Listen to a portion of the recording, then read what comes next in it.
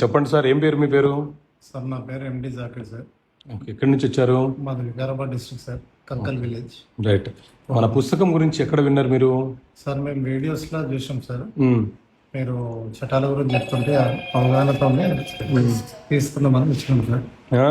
తీసుకుందామని వచ్చినాం book. Okay, right sir మ్మ్.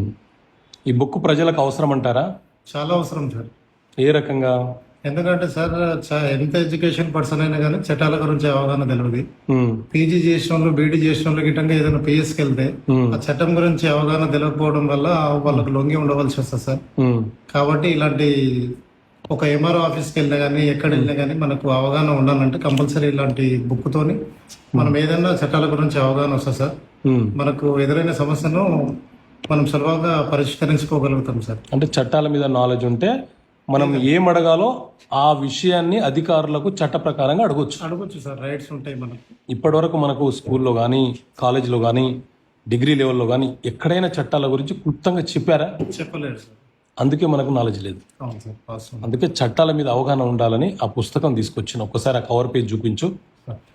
అది సో మొత్తానికి ప్రజలకి పుస్తకం చాలా అవసరం. చాలా అవసరం సార్. చదవండి, చదివించండి. Okay, thank you. ఓకేనా? Okay sir.